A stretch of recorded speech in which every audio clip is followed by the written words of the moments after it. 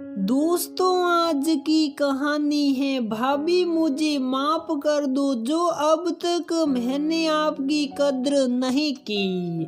दोस्तों, कहानी शुरू करने से पहले अगर आपने हमारे चैनल को सब्सक्राइब नहीं किया है तो सब्सक्राइब कर लीजिए ताकि आपके पास पहुंचे हर नया वीडियो। पूनम के साथ सा खिला मुखड़ा और आरती की सादगी को एक टक न्यार रहा था नवीन। आरती, तुम मुझे बहुत पसंद हो क्या? मैं भी तुम्हें पसंद हूँ। प्यारी सी मुस्कान के साथ आरती ने अपना सिर हिलाकर रजामंदी दे दी। दोनों के घर वाले जो दोनों बच्चों की हाँ का इंतजार कर रहे थे, हाँ होने पर एक दूसरे का मुंह मीठा कराते हुए एक ही दिनों में इनकी शादी धूमधाम से करा देते हैं। शादी के बाद नीता आरती की ननद, जिसे अपने फर्राटेदार इंग्लिश पर काफी घमंड है, आरती से सिर्फ और सिर्फ इंग्लिश में ही बात करती हैं। आरती जवाब तो कहती हैं पर थोड़ा रुक रुक कर, भैया भाभी तो फर्राटेदार इंग्लिश भी नहीं बोल पाती तो क्या हो गया? प्यारी बहना, मुझे तो तेरी भाभी की सहद सी मीठी बोली ही बहुत पसंद है, हंसते हुए नवीन ने कहा। पर कहीं ना कहीं कौशल्या जी और नीता को आरती की इंग्लिश में ना बोलने की बात खटकती रहती। शादी के 15 दिन बाद जीजी नवीन की बड़ी बुआ जी कुछ दिन और रुक जाती। अरे कौशल्या, 15 दिन हो गए तेरी बहू से सेवा कराते कराते, जाने का मन तो मेरा भी ना है, पर अपना घर भी तो देखना है मेरा। तो मन ही जीत लिया आरती बहू ने। वह तो ठीक है जीजी, पर इंग्लिश ना बोल पाती है बहू। तो कौन सा लेफ्टिनेंट गवर्नर है जो तुझे इंग्लिश आती है? हमारी तो बात और थी जीजी, हमारा जमाना तो बीत गया, पर आजकल के बच्चों को तो इंग्लिश बोलना जरूरी है हमारी।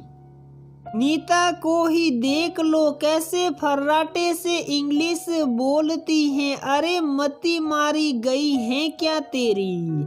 इंग्लिश से घर परिवार नहीं चलते, घर परिवार संस्कार से चलते हैं। और इतनी संस्कारी बहू मिली है, क्यों वह अपने नसीब को खराब कर रही है? और जब नवीन को कोई परेशानी नहीं है, फिर तो क्यों पंचायत कर रही है? अब बस मुंह मत खुलवा मेरा, सब जानू तेरी नीता के बारे में। बस इंग्लिश के अलावा और कुछ आता हो तो बता। नीता से बोल, कुछ संस्कार अपनी भाभी से ले ले, बड़ों से बात करने की तमीज, छोटों से प्यार, खाना बनाना सब सीख ले। कल को शादी के बाद काम आएगा उसके। हफ्ते भर बाद नीता की कुछ सहेली आती हैं आरती से मिलने। आरती खुशी खुशी चाय, नाश्ते और अपने हाथ से बने स्वादिष्ट व्यंजन से नीता की सहेलियों का स्वागत करती हैं। आरती भाभी से इंग्लिश में ही बात नहीं करना, आरती को ताना मारते हुए नीता ने अपनी सहेलियों से कहा। आरती उठकर कमरे से बाहर जाने ही वाली होती हैं, तभी नीता की एक सहेली, भाभी नाश्ता तो बहुत स्वादिष्ट बनाया है, मन तो कर रहा है नाश्ते के साथ साथ प्लेट भी खा जाऊं। भाभी आप तो MSc मैथ हो ना, थोड़ी मैथ्स हमारी नीता को भी सिखा देना, वह तो मैथ्स अपने एकदम जीरो है। घर के बाहर दरवाजे पर पहुंचकर लानत है नीता तुझ पर। तुझे इतनी प्यारी भाभी मिली है, उनका सम्मान करना चाहिए। फालतू में अपने इंग्लिश के घमंड से अपने रिश्ते को खराब मत कर। नीता को उसकी सहेली की बात सूझ जाती है। गुस्से में आग बबूला होकर बिना सोचे समझे मैथ्स में कमजोर होने के बावजूद MSc मैथ्स के फर्स्ट ईयर में एडमिशन ले लेती है, पर पहले ही पेपर में होश ठिकाने आ जाते हैं मैडम के। पैर पटकती हुई घर वापस आकर बोलती हैं कि मुझे नहीं करनी अब आगे कोई पढ़ाई। परिवार वाले एक अच्छा सा लड़का देखकर संपन्न परिवार में नीता की शादी कर देते हैं। शादी के 2 महीने बाद क्या हुआ, दामाद जी सुबह सुबह नीता के साथ, वो भी इतने गुस्से में। सब ठीक है ना?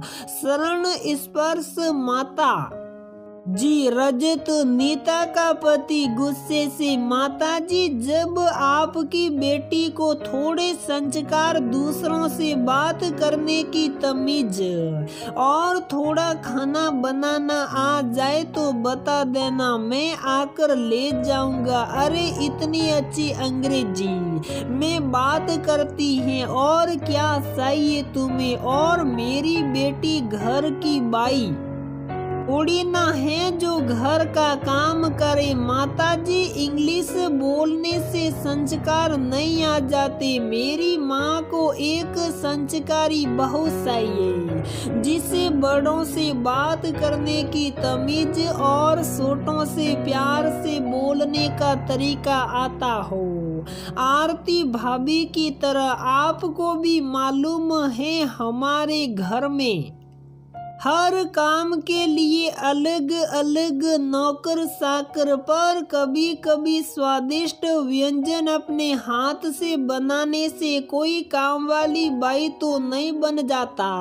परसों पूजा में प्रसाद के लिए सिर्फ सूजी का हलवा बनाने के लिए बोला था, जो रस्म के हिसाब से घर की बहू को बनाना था, वो भी नहीं कर पाई। आपकी लाडली 11 बजे सोकर उठने से पहले ही चाय का कप हाथ में चाहिए। पूरे दिन अपनी मर्जी से बिताना, घर की कोई जिम्मेदारी, किसी काम में कोई मदद नहीं करना। बहू का सुख क्या होता, मेरी माँ ने तो देखा ही नहीं। यहाँ तक कि अपने कपड़ों की अलमारी, अपने कमरे को भी अस्त व्यस्त रखती हैं कि लाडली। कौशल्या जी नजर उठाकर नीता की तरफ देखती हैं और उसकी खामोश निगाहों और खामोश जुबान को देखकर समझ जाती हैं कि रजत जो बोल रहे हैं वह ठीक ही बोल रहे हैं। आज उन्हें संस्कारों की कीमत समझ में आती है और अपनी गलती का एहसास भी, और औरत से बोलती है, मैं बहुत ही खुश नसीब हूँ जो एक संस्कारी बहू के रूप में तुम मुझे मिली। नीता भी सलकती आंखों और भर्राई आवाज के साथ से कहती है, मुझे माफ कर दो भाभी, जो अब तक मैंने आप की कद्र नहीं की। नीता को गले लगाते हुए आरती की आंखें भी भर आती हैं। तो दोस्तों, हमारी ये कहानी यहीं पर समाप्त होती है। अगर आपको हमारी ये कहानी पसंद आती है तो प्लीज वीडियो को लाइक करें, शेयर करें और हमारे चैनल को सब्सक्राइब जरूर करें।